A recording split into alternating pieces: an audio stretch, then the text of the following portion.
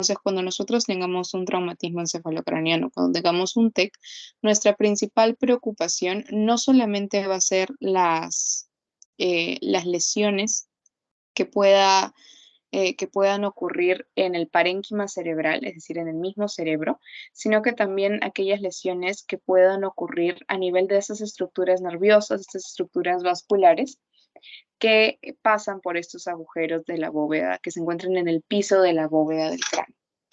También es importante que sepan que cuando nosotros hablamos de lesiones a nivel del cráneo, vamos a hablar de lesiones en la fosa anterior, que vendría a ser esta, la que está de naranja, la fosa media, que es esta, la que está de rosado y amarillo, y la fosa posterior, que es esta, que está en celeste. Y cada una de ellas, sobre todo la fosa anterior y la fosa media, que es la que vamos a ver, nos van a dar signos característicos, ¿no? Ya habíamos hablado la vez pasada cuando tenemos lo que es el signo de ojos de mapache. Generalmente esto nos indica una fractura de base de cráneo en la fosa anterior. Y cuando hablamos del signo de Barrel, hablamos de lo que es una fractura en la fosa media. Y vamos a recordar qué cosa eran cada uno de estos signos o cómo se veían a simple vista.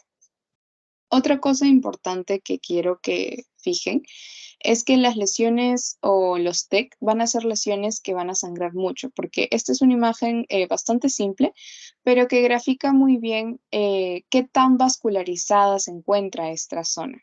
Y en la siguiente diapo vamos a ver cuál es la estructura vascular principal que va a dar casi toda la irrigación al cerebro. Otro dato importante que ustedes tienen que conocer es qué cosa es el volumen intracraneal y qué cosa es la presión intracraneal. Entonces, el volumen intracraneal va a ser el volumen que va a darse como resultado de la suma de los diversos componentes que se encuentran dentro de la bóveda craneal, dentro del cráneo, que van a ser tres: el parénquima cerebral o encéfalo, la sangre y el líquido cefalorraquídeo. El cerebro va a representar aproximadamente 1.200 mililitros, la sangre 150 y el líquido cefalorraquídeo otros 150 mililitros, que en total nos va a dar un volumen intracraneal de 1.500 mililitros. Ahora, la presión intracraneal es la presión que se encuentra dentro de esta cavidad. Lo normal es que sea de 5 a 15 según su diapo, pero esto va a variar, puede llegar a variar un poco con la edad y también de acuerdo a la bibliografía que ustedes lean. Entonces, ¿por qué es importante saber cuál es la presión intracraneal normal? Porque dentro de los TEC, una de las principales complicaciones va a ser la hipertensión endocraniana o intracraneal, que nos va a dar un conjunto de signos que se conocen como triada de Cushing, que las vamos a ver también. Y por último, es importante que en un TEC conozcamos cuáles son las alteraciones del estado de conciencia. ¿Por qué? Porque esta va a ser uno de los principales síntomas, y una de las principales manifestaciones, mejor dicho, y muchas veces va a ser la primera que se va a presentar. Entonces, tenemos una persona que se encuentra en alerta, una persona como nosotros, y una persona que se encuentra en coma en el otro extremo, que obviamente no va a tener una respuesta de ningún tipo. Y entre estos dos extremos vamos a encontrar tres definiciones, tres conceptos: el de somnolencia, el de confusión y el de estupor. Cuando nosotros hablamos que un paciente está somnoliento, es un paciente que está medio dormido, pero que despierta a estímulos mínimos, estímulos muy leves, y es capaz de, al despertar, obedecer órdenes, ya sean sencillas u órdenes complejas.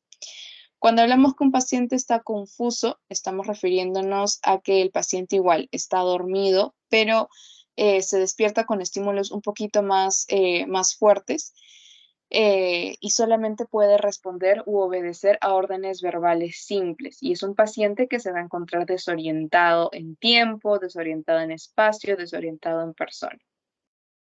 Y el estupor o un paciente estuporoso es un paciente que solamente se va a despertar con estímulos vigorosos. Muchas veces estos estímulos tienen que ser de tipo doloroso, que tienen que ser también repetidos, y cuando se despierta no es capaz de seguir órdenes y solamente va a hacer movimientos descoordinados. Entonces, estos conceptos son los que nosotros vamos a utilizar para describir cuál es el estado de conciencia del paciente en la historia clínica. Sin embargo, ¿cómo nosotros podemos evaluar el estado de conciencia del paciente? Mediante una escala que ya hemos visto muchas veces, que se conoce como, no sé si alguno se acuerda, ¿cuál es la escala que nosotros utilizamos para evaluar el estado de conciencia del paciente, nivel de conciencia? Glasgow. Exactamente, la escala de Glasgow. ¿Y alguno se acuerda cuáles son los 3 aspectos que evalúa la escala de Glasgow? Las 3 cositas, las 3 respuestas que evalúa la escala de Glasgow. Ocular, motora y Ajá. Faltaría la verbal, del ¿no? habla. Ajá. Exactamente, son esas 3, la ocular, la motora y la verbal. Recuerden que la escala de Glasgow tiene una puntuación mínima de 3 y una puntuación máxima de 15, entonces ya vamos viendo durante bastantes teos lo que es la escala de Glasgow y es importante que se la aprendan, ¿sí? Entonces aquí esta es la estructura que yo quería que por lo menos no memoricen, pero sí conozcan, para que entiendan por qué el cerebro es una estructura tan irrigada. Esta estructura se conoce como polígono de Willis y va a ser la estructura vascular que va a dar la principal irrigación a todo lo que es el cerebro. Y todas las arterias que se pueden lesionar durante un TEC, la gran mayoría van a derivar de todo este circuito arterial. Entonces, y son arterias que son gruesitas, ¿no? Entonces, al momento de lesionarse, van a sangrar. Y el problema de que haya cualquier tipo de hemorragia dentro del cráneo es que el cráneo no es una cavidad expansible, es una cavidad rígida. Entonces, y también es una cavidad cerrada, no tiene salida hacia ningún lado. Entonces, todo lo que empiece a incrementarse de tamaño dentro del cráneo se va a quedar, no puede irse a ningún lado. Entonces, esto va a hacer o va a forzar a que los otros componentes del cráneo cambien su volumen. Por ejemplo, y esto es algo que se conoce como la ley o la doctrina de Monroe-Kelly, que es algo que preguntan los doctores. Nosotros tenemos aquí nuestro cerebro, ¿no? Que es una de los principales componentes de lo que es el volumen intracraneal, que es lo que acabamos de ver, que representa el 80% más o menos del volumen. Luego vamos a tener lo que es la sangre, que es más o menos 150 mililitros, que vamos a ponerle que corresponde al 10% del volumen intracraneal. Y por último, tenemos a lo que es el líquido cefalorraquídeo, que va a ser, es un líquido que tiene funciones inmunológicas, funciones de lubricación, funciones protectoras, etcétera, etcétera. Tiene diversas funciones, ¿sí? Que también corresponde a un 150 mililitros o 10% del volumen intracraneal. Entonces, ¿qué pasa si es que, por ejemplo, por un TEC, por un golpe, el cerebro, el parénquima cerebral, incrementa su tamaño? La bóveda craneal, como les estaba diciendo, es una estructura rígida. Entonces, si esto incrementa de tamaño, tienen que ponerse en marcha mecanismos de compensación que permitan que este cerebro que está incrementándose de tamaño tenga más espacio para que siga creciendo y al seguir creciendo, al seguir hinchándose, no se lesione. Entonces, ¿qué cosa va a pasar? Que en respuesta al incremento de uno de los componentes del volumen intracraneal, en este caso el del cerebro, va a haber una disminución de los otros dos componentes. Va a haber disminución del LCR y disminución del volumen sanguíneo. Entonces, eso es lo que se conoce como la doctrina de Monroe-Kelly. No sé si a alguno le ha quedado, no sé si les ha quedado esto claro o quieren que lo vuelva a explicar. Si tienen alguna duda. ¿Podrías volver a explicarlo, por favor? Claro. Entonces, como les estaba diciendo, esta es la doctrina de Monroe-Kelly, ¿no? Recuerden que nosotros, como habíamos visto aquí en la diapositiva anterior, tenemos lo que es el volumen intracraneal, ¿no? Que es 1500 mililitros. Este volumen intracraneal va a estar dado por los 3 componentes, por las 3 cosas que nosotros vamos a encontrar dentro del cráneo, que son el cerebro, la sangre y el líquido cefalorraquídeo, ¿sí? Entonces, ¿qué cosa nos dice la doctrina de Monroe-Kelly? Que cuando uno de estos tres componentes se incrementa en tamaño, se incrementa en volumen, tienen que ponerse en marcha mecanismos de compensación que permitan que este componente que está incrementándose en volumen pueda seguir haciéndolo sin ocasionar daño a sí mismo y a los demás componentes. Entonces, ¿qué va a suceder? Que en respuesta a este componente incrementando de volumen, los otros van a disminuir su volumen. Por ejemplo, en un TEC, ¿qué cosa pasa con el cerebro? Generalmente el cerebro se va a hinchar, se va a edematizar. Entonces, cuando una cosa se hincha, se incrementa de volumen. Entonces, este cerebro va a empezar a incrementarse de volumen. Y según la doctrina de Monroe-Kelly, ¿cuál tiene que ser la respuesta de compensación de los otros dos componentes del volumen intracraneal? Es decir, de la sangre y del líquido cefalorraquídeo, disminuir en volumen, es decir, disminuye el volumen sanguíneo, disminuye el volumen del líquido cefalorraquídeo, para que este cerebro que se está hinchando más, que se sigue edematizando, tenga más espacio para crecer y no se lesione. ¿Se entendió ahora sí? Sí, gracias. Listo. Entonces, es cuando esta doctrina de Monroe-Kelly, este mecanismo de compensación falla, que ocurren las complicaciones y las lesiones cerebrales o lesiones secundarias dentro de un TEC. ¿Sí?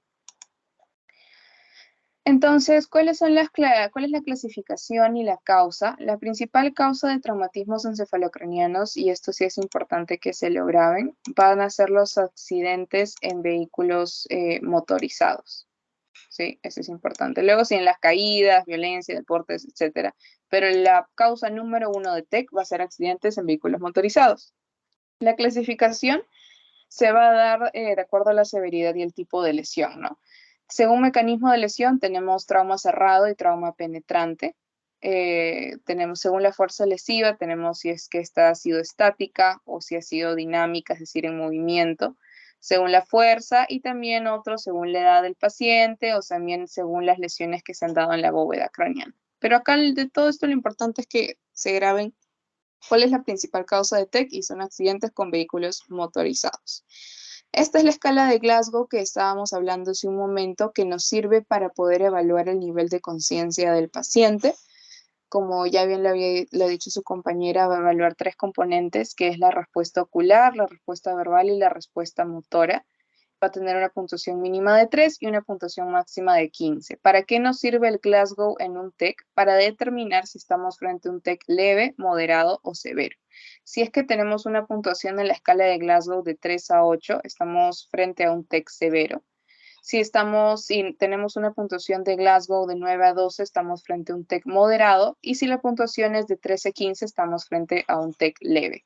¿Y por qué es importante clasificar este TEC en leve, moderado y severo? Porque cuando ya se habla del tratamiento definitivo para este tipo de lesiones, el que sea un TEC leve, moderado y severo nos va a decir qué cosa es lo primero que debemos hacer. Cuando vimos la parte de manejo prehospitalario, yo les había dicho que cuando se tiene una puntuación en la escala de Glasgow de 8 o menos, se recomienda la intubación orotraqueal, cosa que no sucede en los TEC moderados y en los TEC leves. Entonces, eso es un ejemplo de la importancia de clasificar este TEC de acuerdo a la escala de Glasgow para poder iniciar un tratamiento adecuado. Dentro de la fisiopatología del TEC es importante que ustedes recuerden que nosotros vamos a tener injurias primarias e injurias secundarias. Y es importante que sepan cuál es la diferencia entre ambas. Las injurias primarias van a ser aquellas lesiones que son inevitables. ¿Sí? Como dice acá, son lesiones inevitables, son lesiones primarias y que se van a dar por el mismo trauma, por el mismo accidente, que pueden ser fracturas a nivel del cráneo, contusiones, laceraciones o algo que se conoce como lesión axonal difusa, que son como lesiones microvasculares que se dan en el parénquima cerebral, que muchas veces son imperceptibles en las tomografías o en las resonancias magnéticas.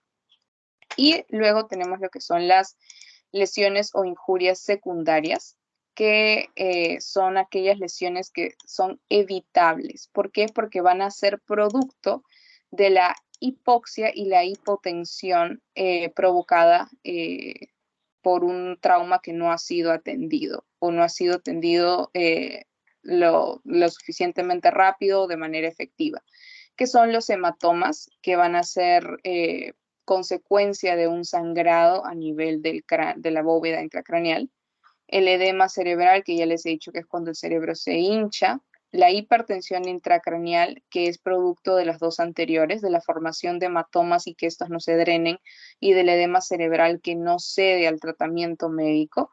Y por último, lo que son las lesiones hipóxico-isquémicas, que son principalmente las lesiones secundarias. Entonces, en resumen, dentro de la fisiopatología, ¿qué cosa deben recordar? Que van a haber lesiones primarias y lesiones secundarias.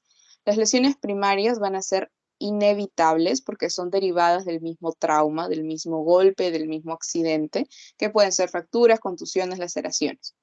Y luego tenemos las lesiones secundarias, que son lesiones evitables, son lesiones derivadas de la hipoxia e hipotensión provocadas por lesiones no tratadas correctamente, no tratadas lo suficientemente rápido o no detectadas muchas veces, que son los hematomas, el edema cerebral, hipertensión intracraneal, que son los ejemplos más resaltantes. Unas cositas, algunos datos para recordar que el TEC cerrado, que es el TEC en donde la bóveda craneal, el cráneo no se abre, a diferencia del TEC abierto o TEC penetrante. Y también hay que recordar que el edema puede darse como secundario a colecciones ocupantes de espacio, como por ejemplo los hematomas, ¿no? También recordar que el edema cerebral va a tener va a ser de diferentes tipos. Tenemos edema cerebral vasogénico, citotóxico, intersticial, hidrostático, osmótico, etcétera, etcétera. Pero el que nosotros vamos a ver acá, debido a esta hipoxia e hipotensión de las lesiones o injurias secundarias, va a ser el edema citotóxico, que como ven acá, su correlación clínica es la isquemia y la hipoxia cerebral. Entonces, si yo les digo que las lesiones secundarias son provocadas por la hipoxia y la hipotensión, y que estas lesiones secundarias provocadas por la hipoxia y la hipotensión son lesiones evitables, si yo les pregunto cuáles son las principales cosas que nosotros debemos manejar en un paciente con TEC, van a ser estas, la hipoxia y la hipotensión. Estas son las dos cosas que nosotros tenemos que manejar, que tenemos que evitar en un paciente con TEC, la hipoxia y la hipotensión. ¿Por qué? Porque estas son las causas de las lesiones secundarias y las lesiones secundarias, recuerden que sí son evitables, ¿sí? Acá es una tabla donde se muestran clasificaciones del trauma cráneoencefálico, encefalocraniano, que sale en su TEO. Si ven acá tenemos el mecanismo cerrado penetrante, la gravedad leve, moderado, severo, que ya lo hemos visto según la escala de coma de Glasgow, y la morfología, ¿no? Si se trata de fracturas de cráneo o lesiones intracraneanas. Si se trata de fracturas de cráneo, hay que ver si son en la bóveda, es decir, en la parte de arriba, o en la base, en la parte donde estaban los huequitos que les mostré. Si son lesiones intracraneales, hay que ver si son lesiones focales, es decir, están concentradas en un solo punto del cerebro, o si son difusos, es decir, que están por todo el cerebro, no tienen una localización específica. Bueno, dentro del TEC abierto creo que la imagen habla por sí sola, no necesita mucha más explicación. Y en el TEC cerrado sí es importante, como habíamos dicho, del TEC cerrado va a derivar generalmente hemorragias. O también están lo que son las fracturas de base de cráneo. Y acá es importante saber cómo reconocerlas, ¿no? Y los dos signos más importantes aquí van a ser el signo de ojos de mapache y el signo de Barrett. El signo de ojos de mapache se va a describir como una equimosis periorbitaria o una equimosis palpebral. Palpebral, pues si acaso es de párpados. Y nos va a indicar una probable fractura en la fosa anterior de la base del cráneo. El signo de Barrett se va a describir como una equimosis retroauricular, es decir, detrás de la oreja, que nos va a hablar de una probable fractura en la fosa media de la base del cráneo. Entonces, la manera en la que yo lo recuerdo es, los ojos están adelante, por lo tanto, es fosa anterior. Las orejas están a la mitad de toda la cabeza, por lo tanto, es fosa media, ¿sí? Y esto es una de las partes más importantes de todo lo que es TEC, que es las hemorragias y lo que se deriva de las hemorragias, que van a ser los hematomas. Yo me imagino que ustedes alguna vez habrán escuchado el término hematoma epidural, hematoma subdural, entonces ahora vamos a ver a grandes rasgos qué cosa es cada uno de ellos.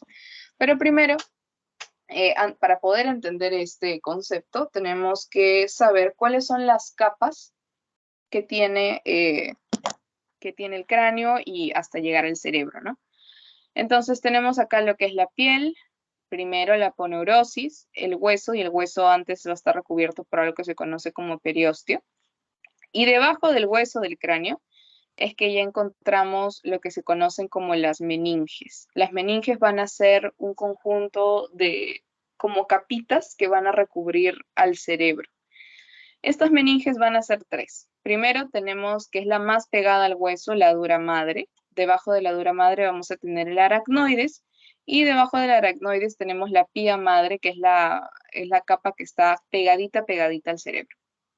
Entonces, cuando nosotros hablamos de hematomas epidurales, estamos hablando de hematomas que están entre la dura madre y el hueso, ¿sí? Aquí, entre el hueso y la dura madre. Esos son los hematomas epidurales. Y cuando hablamos de hematomas subdurales, estamos hablando de hematomas que se encuentran por debajo de la dura madre y por encima del aracnoides. Esos son los hematomas subdurales. Entonces, para graficarlo aquí, entre el hueso y la dura madre tenemos los epidurales, la E, y entre la dura madre y el aracnoide tenemos los subdurales, la S.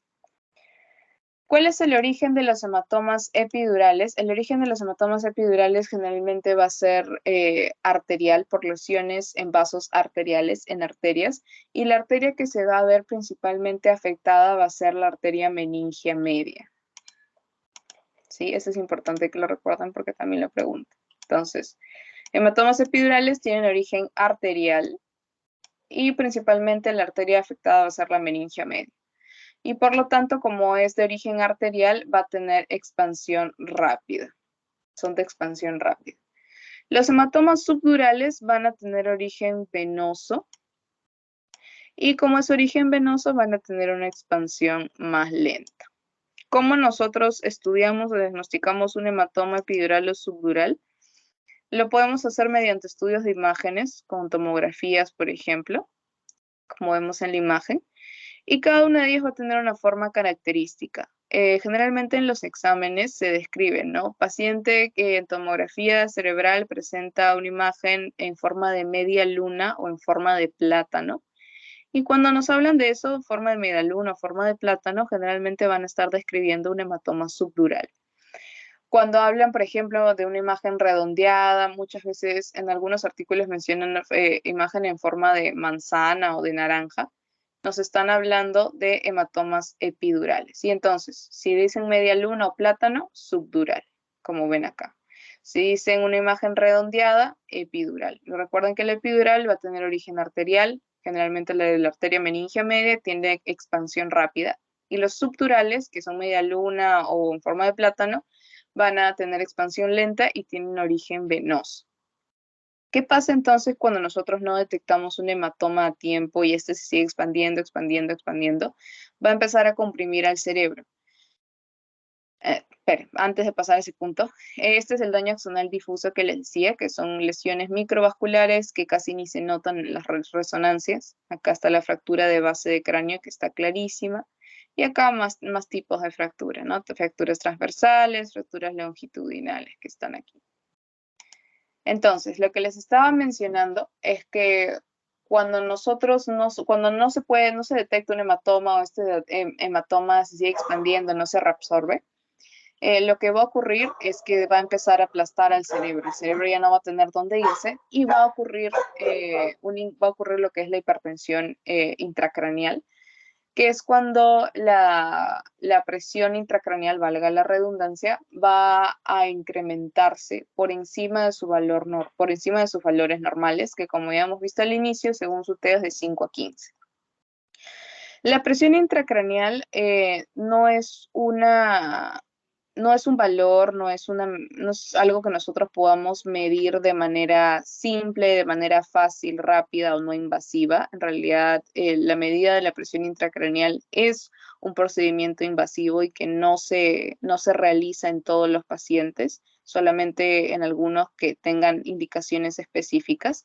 Pero entonces, ¿cuál va a ser la manera en la que nosotros podamos detectar que hay un incremento en la presión intracraneal? Mediante el reconocimiento de 3 signos principales que juntos van a formar lo que se conoce como la tríada de Cushing.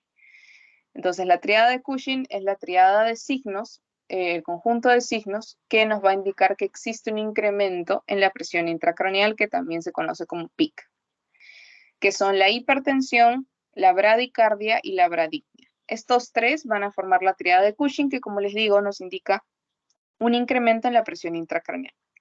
Acuérdense de eso. El manejo aquí en realidad a nivel prehospitalario va a ser el ABCDE que ustedes ya conocen.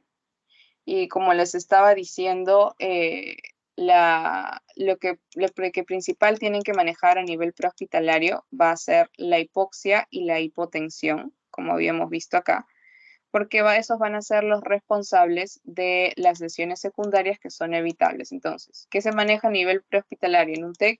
Hipoxia e hipotensión. Es lo primero que tienen que manejar. ¿Hasta acá tienen alguna pregunta acerca de TEC, chicos? ¿No? Ya, entonces vamos a pasar a lo que es el traumatismo vértebromedular, también conocido como TVM. Entonces, antes de comenzar, es importante que ustedes recuerden o conozcan cuáles son las funciones de la columna vertebral. Recuerden que esta va a tener o va a estar formada por 32 vértebras, 7 cervicales, 12 torácicas, 5 lumbares, 5 sacras y 4 coxígeas. Y recuerden que las vértebras sacras y coxígeas van a estar unidas, van a estar fusionadas. Y a las vértebras torácicas también se les conoce como vértebras dorsales. Esta columna vertebral va a tener la función de proteger a la médula espinal, que recuerden sale desde el cerebro, desde ese agujero gigante que había en la base del cráneo que se conocía como agujero magno, y también obviamente de los nervios espinales. Va a soportar el peso del cuerpo y va a proporcionar un eje rígido, pero que también dé flexibilidad a la persona, para poder movilizarse y, bueno, tiene un rol principal en lo que es la postura y también la locomoción. Y aquí, ¿cuál va a ser la principal causa de traumatismo vértebromedular? Otra vez, los accidentes automovilísticos. Entonces, recuerden, en TEC la principal causa era accidentes en vehículos motorizados y en traumatismo vértebromedular, accidentes automovilísticos. Dentro de lo que son los tipos de lesiones, aquí también vamos a tener lesiones primarias y lesiones secundarias. Estas lesiones primarias en el traumatismo vértebromedular pueden ser ya sea mecánicas o penetrantes. Las mecánicas se van a dar por mecanismos de compresión, contusión, rotaciones, avulsiones, rotación lateral por si acaso, rotaciones, perdón, o avulsión de elementos neurales. Y las penetrantes se van a dar, por ejemplo, por armas blancas, cuchillos, proyectiles de arma de fuego, ¿no? Balas, o algunas fracturas vertebrales que se hayan visto desplazadas y que por lo tanto tengan filo, ¿no? Y lesiones. ¿Cuáles son los principales mecanismos mediante el cual de injurias primarias en traumatismo vértebromedular? Son todos estos. Lo que es la flexión lateral, la hiperextensión, la hiperflexión, el estiramiento, la compresión y la rotación, ¿sí?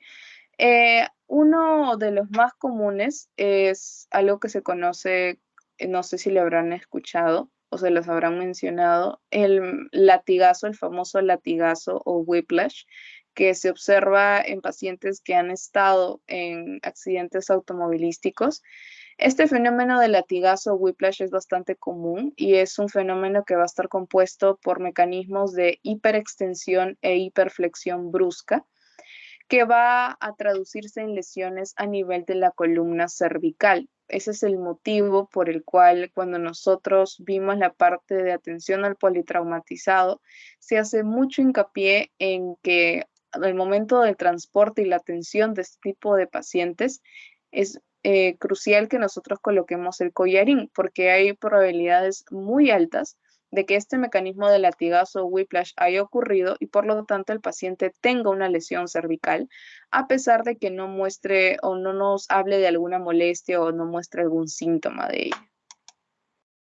En cuanto a las lesiones secundarias, estas van a ser de tipo cerradas y generalmente se van a dar a nivel de las vértebras cervicales y lumbares. ¿Por qué? Porque ya ustedes van a revisarlo cuando lleven el curso, pero cada una de las vértebras de las diferentes zonas, cervicales, torácicas, lumbares, etcétera, van a tener una configuración, una estructura característica, una estructura diferente, porque están posicionadas en diferentes partes del cuerpo. Entonces, son por estas características diferentes en su estructura, que las vértebras cervicales y las vértebras lumbares van a ser más susceptibles de lesionarse que las vértebras torácicas y las vértebras sacras y coxígeas. En cuanto a las lesiones vasculares, estas se van a dar por trombosis, por hipoperfusión o por ruptura de las arterias vertebrales, ¿no? Que son las arterias que van a irrigar toda esta zona. ¿Cuáles son las consecuencias de un traumatismo vertebromedular? La muerte súbita es uno de los más comunes, la cuadriparesia, la parálisis frénica. Recuerden que el nervio frénico va a tener su origen en la vértebra cervical C3, C4 y C5 y va a inervar, va a darle movimiento, funcionalidad a lo que es el diafragma, que es uno de los principales músculos de la respiración. Fracturas, hernias discales, recuerden que entre cada cuerpo vertebral va a haber una estructura que se conoce como disco intervertebral, y estos discos intervertebrales se pueden herniar, es decir, se pueden hinchar. También hay algo que se conoce como espondilodicitis o espondilolisitis, que son lesiones a nivel de los cuerpos vertebrales, y también la espondilolisitis es a nivel de los cuerpos vertebrales, y la espondilodicitis con D es a nivel de los discos, politraumatismos, dolores crónicos, etc.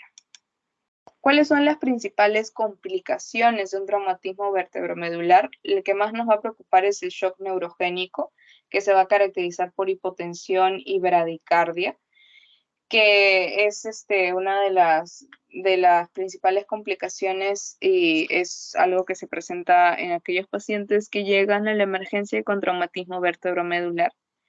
Pero fuera del shock neurogénico, que tiene un manejo especial, tiene protocolos especiales, tenemos complicaciones derivadas de la estadía prolongada en el hospital de aquellos pacientes que tienen este tipo de lesiones, ¿no? Porque recuerden que no es lo mismo un paciente que entra y que se le hospitaliza por una fractura de fémur a un paciente que entra y se le hospitaliza porque ha estado en un accidente automovilístico y ha tenido un traumatismo vertebromedular. La recuperación de un traumatismo vertebromedular severo o moderado va a ser muchísimo más prolongada, muchísimo más larga que la de un paciente que solamente tiene una fractura de fémur o una fractura de tibia, ¿no? Entonces, esta estancia hospitalaria prolongada va a traer consigo complicaciones que son las que vemos aquí, ¿no? En primer lugar, tenemos aquellas infecciones respiratorias que pueden incluso derivar en shock séptico o sepsis, que van a ser características de aquellos pacientes que necesitan ventilación mecánica o que como no tienen completa movilidad de los músculos torácicos, o que se encuentran echados por tiempo muy prolongado, se les hace muy dificultoso el movilizar secreciones bronquiales y el acúmulo de secreciones bronquiales sirve como un caldo de cultivo para las bacterias. Y recuerden que no es lo mismo una bacteria de la comunidad que te contagias en la calle y que causa neumonía que una bacteria que la adquieres dentro del hospital y que te da neumonía, porque las bacterias que están dentro del hospital, los microorganismos intrahospitalarios van a ocasionar cuadros clínicos mucho más severos y estas van a ser mucho más resistentes al tratamiento antibiótico. Y esto también está lo que son las infecciones urinarias, ¿no? Porque este tipo de pacientes generalmente se les tienen que colocar catéteres urinarios porque no se pueden parar para ir al baño. Y los catéteres son un factor de riesgo para infecciones de las vías urinarias. Otra complicación son las famosas escaras de cúbito o UPP, que son úlceras por presión, que son lesiones de tipo ulcerosas, son úlceras, que se van a manifestar, que van a salir en todas aquellas zonas que se encuentran en constante contacto, en constante presión contra la camilla, generalmente van a ser en la zona sacra, y son características de pacientes que están postrados por mucho tiempo, ¿no? También van a haber disfunciones respiratorias, disfunciones urinarias derivadas de las mismas lesiones vértebro-medular, sobre todo de las lesiones medulares. Obviamente esto va a traer como consecuencia angustia, depresión, trastornos afectivos como la ansiedad, y también pueden haber fenómenos tromboembólicos, es decir, hay mayor probabilidad de que el paciente forme trombos. ¿Por qué? Porque uno de los principales factores de riesgo para la formación de trombos es el estar postrado, el estar echado, impedido de levantarse o moverse por un tiempo prolongado, ¿no? Y eso sería todo, chicos. No sé si tienen alguna pregunta. ¿Alguna duda?